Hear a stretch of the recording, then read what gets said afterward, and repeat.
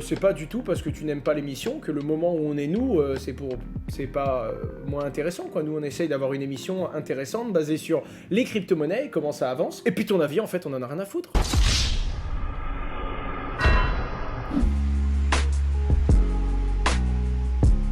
Oui, je peux le dire, qui s'enflamme un petit peu. Luna, alors Luna, je le rappelle, Luna est une crypto-monnaie basée sur la blockchain d'infrastructure Tendermint, d'accord? Tendermint qui est une déclinaison d'Atom, hein. Atom, c'est le tout premier projet qui a été basé sur Tendermint, et ensuite il y en a eu une chier, pour utiliser un mot que tout le monde comprend, Ben Protocol, Kava, Iris, Key Foundation, et j'ai pas de noms qui me viennent en tête, mais il y en a plein d'autres, notamment la BSC, hein, il me semble, si je dis pas de bêtises, que pour avoir des validateurs sur la Binance Smart Chain, les validateurs, en tout cas eux, sont des validateurs basé sur un Tendermint derrière. C'est assez intéressant de voir que cette techno a pris beaucoup d'ampleur, et il y a le fameux projet Terra Luna, d'accord, qui est également l'émetteur de l'UST, puisque c'est sur la blockchain Terra, et qui commence à avoir énormément d'intérêt. D'ailleurs, gros GG aux personnes qui y a le 20 juillet, comme par hasard, hein, toujours la même date, c'est les personnes qui sont rentrées sur un 5-6$ et qui peuvent liquider à un fois... mon Dieu, ce qu'ils ont fait, c'est hallucinant de se rendre compte, les mecs, ils ont sorti un x6 en quelques jours, on peut clairement dire, juillet-août, en 30 jours, pile. Bravo à eux s'il y en a. Ça va de pair avec l'augmentation de l'usage d'Anchor Protocol, de leur blockchain à eux et de tous les petits usages, notamment d'un super méga bridge qu'ils ont. Si je dis pas de bêtises, c'est le Terra Bridge qui permet de switcher des tokens de la blockchain Ether à la blockchain Terra, à la blockchain BSC, dans un sens ou dans l'autre, ça c'est vous qui choisissez. Solana, évidemment, petit protégé de notre ami Samy, mais également dans le cœur de Xavier Fenot, et qui en avait dit beaucoup de bien sur BFM avant les vacances d'août. Autant dire que je pense que quand BFM on va reprendre le vendredi l'émission, il a le droit littéralement de fanfaronner et de faire le cake, parce qu'il avait annoncé que Solana était un super point d'entrée vers les 30-35$. Franchement, j'étais pas sûr du tout vu la configuration du marché. Là, on peut clairement dire qu'il a fait 75, un fois 2,5 en quelques semaines. Je serais lui, en tout cas, je reviendrai en fanfaronnant un petit peu. C'est pas du tout parce que tu n'aimes pas l'émission que le moment où on est nous, c'est pas moins intéressant quoi. Nous on essaye d'avoir une émission intéressante basée sur les crypto-monnaies, comment ça avance, et puis ton avis en fait on en a rien à foutre. Levez la main si vous pensez pareil, tu les vois pas mais moi je sais qu'ils sont nombreux. Po. Tu sais comme au collège tout le monde se met en boucle comme ça, c'était peut-être en Corse. Lève la main, pareil, ouais. Le pauvre, il a le droit de le penser. Son message n'était pas constructif, j'aime la constructivité, d'accord? Propose une issue, une manière d'améliorer, si c'est juste pour... Eh ben, c'est ce que tout le monde fait en France, cracher sur ce qui existe sans proposer d'issue. Soit tu proposes ta solution et on travaille, soit t'as rien à proposer et tu parles pas, mon pote. Gagnons du temps. J'ai viré le petit arnaqueur WhatsApp, @Asher. J'ai appris hier qu'il y avait un stagiaire qui est chez Just Mining qui, à un moment, avait parlé à un mec sur Telegram en pensant que c'était moi avant de venir chez nous, et ben c'était pas moi.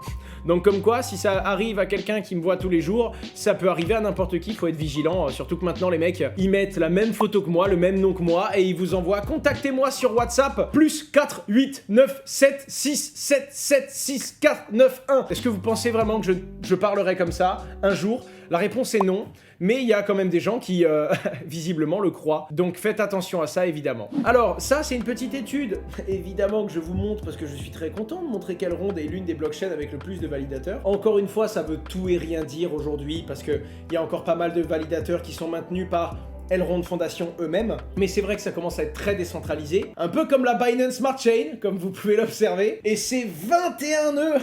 Vous imaginez pas le bordel pour essayer d'avoir un nœud sur la BSC, les gars, c'est un truc de fou. Encore une fois, on peut pas prendre ça au pied de la lettre, hein, c'est Coin98 qui nous fait cette petite analyse, mais c'est cool de voir que on retrouve notre Solana, notre Avalanche, un Cardano qui commence à pousser un petit peu. Je sais toujours pas s'il y a des usages, il me semble que c'est en septembre, et Elrond qui commence à avoir beaucoup de nœuds, donc c'est sympa. J'attends de voir Polygon. Polygon, c'est un peu particulier, mais il y a déjà 100 nœuds, et pour le coup, il y a pas mal de nœuds. Enfin, ils ont quitté les Foundation Nodes.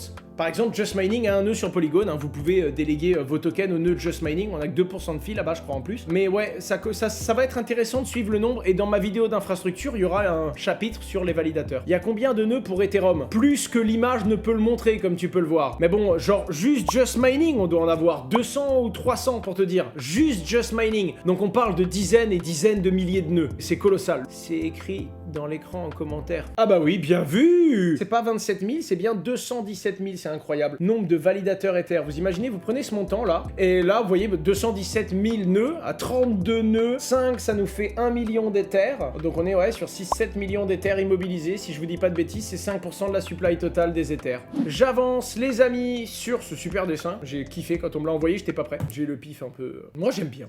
Moi j'aime bien, ça me plaît beaucoup. De temps en temps, je vous ferai des petites illustrations comme ça à la Cointellasher, pour ceux qui ont la ref. Du coup, voilà, vous avez été 12 000 à répondre que 43% d'entre vous n'ont rien du tout en stablecoin. Je considère que c'est une mesure un petit peu extrême. 25 à 50%, c'est dans ces eaux-là que je me positionne aujourd'hui. 75% ou plus en stable, c'est plutôt les moments où Owen a peur. Voilà, non, j'étais juste curieux. Des fois, je fais des petits sondages parce que je me dis, c'est très dur, le marché de la crypto-monnaie, c'est un petit marché en France. De temps en temps, je fais des sondages sur Twitter et même sur Instagram. Et comme j'arrive à avoir entre 10 à 30 000 votes en 24 à 48 heures, ça permet d'avoir une vraie data, une vraie donnée, et ça permet de prendre un petit peu le mood du marché à l'heure actuelle, ou du moins des francophones et de leur position. Et des fois, je compare ça même avec d'autres influenceurs qui font la même chose à l'international, et ça permet des fois de se rendre compte que entre ici et les États-Unis et puis plein milieu de la Chine, on n'a pas les mêmes moods en fait. Arrête de martyriser ta souris.